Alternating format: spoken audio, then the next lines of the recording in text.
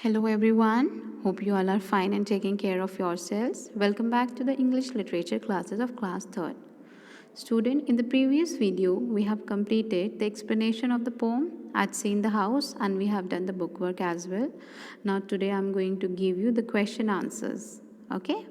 All of you take out your book, copy and your writing material. So you all have to open page number 52. So this is your poem At Sea in the House. So total 2, 3, 4. These questions are there and you all have to note down these question answers in a fair notebook.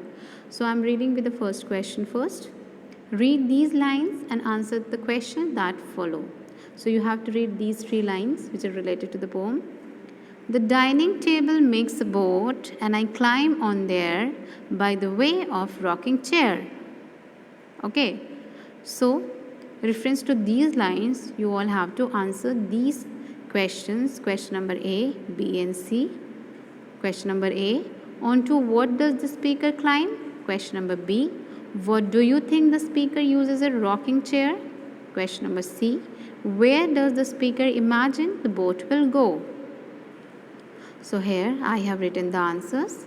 But first of all, what you all need to do is, you all have to note down the name of the lesson, the name of the poem, At Sea in the House. You all have to note down the date as well and the CW. So this is a question number A. Onto what does the speaker climb? So the answer is, the speaker climb on the dining table.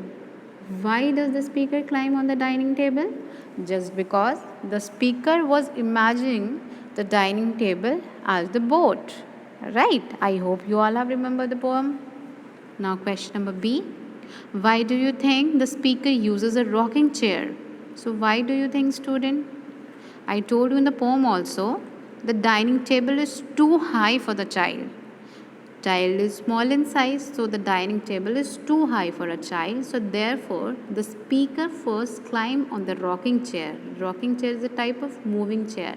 So firstly, he climbs on the rocking chair and then he goes on the dining table. Right? Now question number C. Where does the speaker imagine the boat will go? So the answer is, the speaker imagines the boat will go to the sea. Right? He was imagining that the boat will go to the sea. Okay? Now you have to note down question number 3. The speaker says anyone will get wet if they enter in the room. Why? So why does the speaker said like this, कि anyone या everyone who will enter in the room will get wet? So the answer is, because anyone who enters the room will step on the carpet. Okay.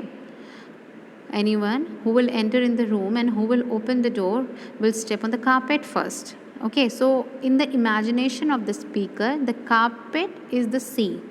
And so the speaker says that anyone who enters the room will get wet. Okay, student. Because the poet or the speaker was imagining the carpet as a sea. Okay, so if anyone will enter in the room and step onto the carpet, he or she will get wet. Right? Now question number 4. Do you think the person imagining the things mentioned in the poem is a child or grown up? Why do you think so? So you need to answer this. Okay, whatever the imaginations are given in the poem, who is imagining these things? The child or the grown up? So in my point of view, the child is imagining all these things, right? So the answer is, I think that the person imagining these things in the poem is a child. Why it is so? Because only a child can have such a playful imagination, right? You all are kids. You all are imagining the things in the same way the boy which is given in the poem is imagining, right? So student, these are your question answers and you all have to note down these question answers in your fair notebook. Okay? Now in the next video, we'll meet again with a new lesson. Till then, all of you stay home, stay safe and please keep reading. Okay? As practice makes a man perfect. So you all need to do reading. Okay? And learning also. Thank you.